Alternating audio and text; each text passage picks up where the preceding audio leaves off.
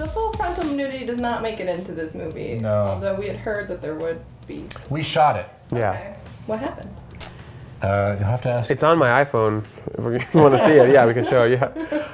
You know, it just felt gratuitous. Yeah. It didn't feel like it didn't fit the. You know, in Sarah Marshall it works because, like, you know. Yeah. You know what else happened too? I think. I don't want to take credit for it, but I think Sarah Marshall is one of the first times the lead in a comedy has done full frontal nudity. Mm-hmm. And then I think it just started getting done a lot, and I kind of feel like the joke's over. Yeah, Fassbender killed the joke. Was that wasn't a comedy though, was it? No, super serious. Were there other things that you had on paper that didn't seem to work when you saw them on screen?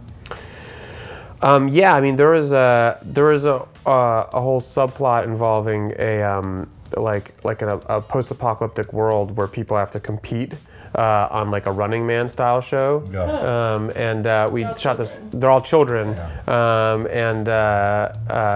I couldn't play young enough. Yeah. No, we did have a subplot about money.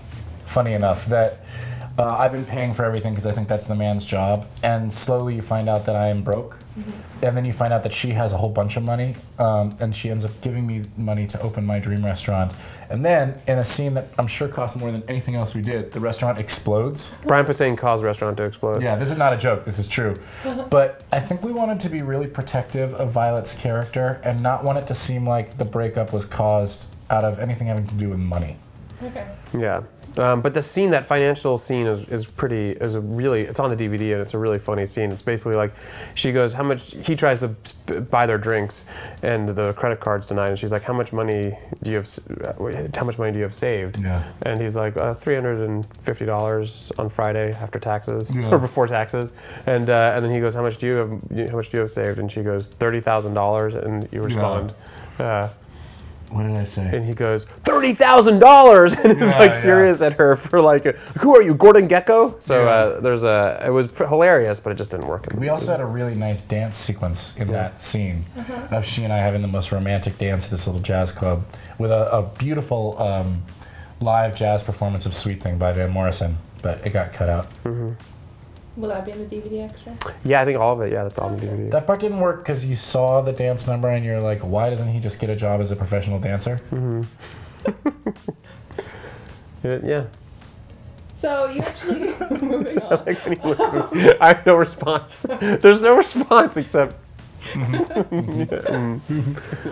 part of me felt like the couple went through so much crap because they moved to Michigan, and he just wasn't happy in Michigan. Do you think it had to do with the location at all? I don't. I actually think the location is incidental. I think the problems came from someone sacrificing too much of their own identity to the point that they had lost their self-esteem, which spirals into your partner feeling like they're no longer with a viable, they're not with the person they got engaged to anymore, they're with more of an assistant. You know, than anything else. So I think it's that Tom gave away too much of his own identity.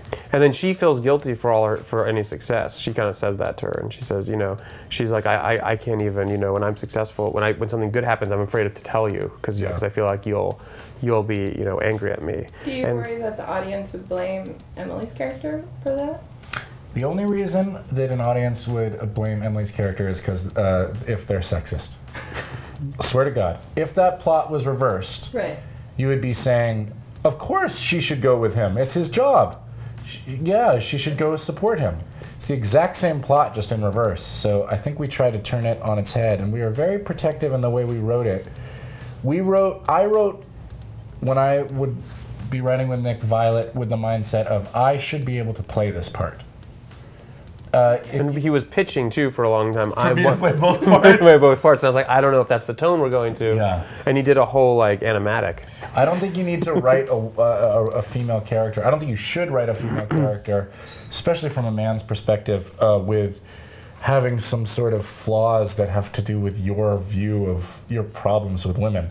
I write all characters like they're me, like I'm gonna play them.